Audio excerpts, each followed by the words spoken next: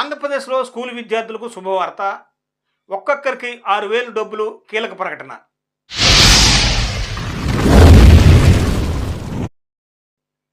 ఆంధ్రప్రదేశ్ ప్రభుత్వం స్కూలు విద్యార్థులకు రవాణా భత్యం విడుదల చేసింది.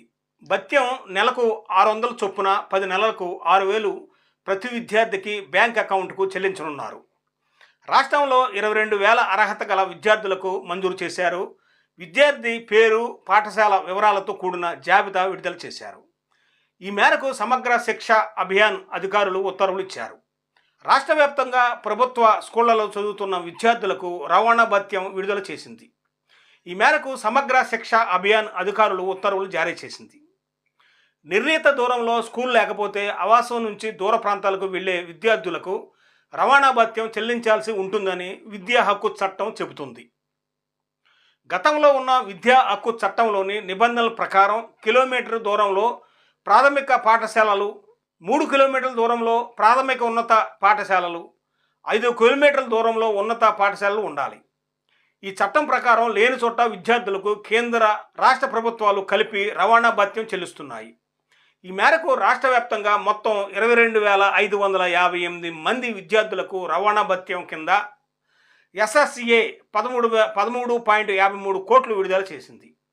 వీరందరికీ ఒక్కో విద్యార్థికి 6,000 చొప్పున ఇస్తారు. మరోవైపు మంత్రి నారా లోకేష్ డిఎస్సి 2024 నోటిఫికేషన్ జారీపై క్లారిటీ ఇచ్చారు.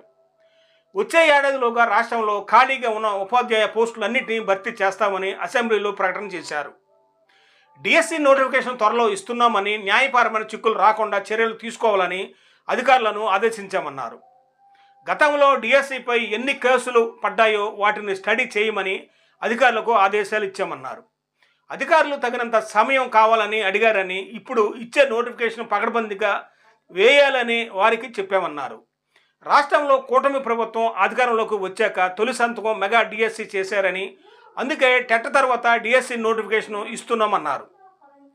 తెలుగుదేశం పార్టీ ఆవిర్భావం తర్వాత 11 డిఎస్సీలు వేశారని, 150,000 మంది ఉపాధ్యాయ పోస్టులను భర్తీ చేశామన్నారు. ఇందులో చంద్రబాబు ముఖ్యమంత్రిగా ఉన్నప్పుడు 9 డిఎస్సీలు వేశారన్నారు. డిఎస్సికి త్వరలోనే నోటిఫికేషన్ 16,000 పైచీలకు పోస్టులు భర్తీ చేస్తామని చెప్పారు. నిరుద్యోగ యువత పోరాటంతోనే 93% విజయాన్ని అందుకున్నామన్నారు. సూపర్ 6 మేనిఫెస్టోలో తొలి హామీ 20 లక్షల ఉద్యోగాలు అని, దానికి ఉన్న కేబినెట్ సబ్ కమిటీకి తనను చైర్మన్ సీఎం చంద్రబాబు నాయుడు నియమించారన్నారు. వచ్చే బడ్జెట్లో 20 లక్షల మందికి ఉద్యోగులు ఇచ్చేందుకు ప్రణాళికబద్ధంగా ముందుకు వెళ్తున్నామన్నారు.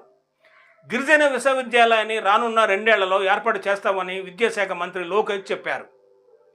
డిఎస్సితో పాటుగా ఈ 5 ఏళ్లలో ఉద్యోగులపై మంత్రి నారా లోకేష్ అసెంబ్లీ వేదికగా కీలక ప్రకటన చేశారు.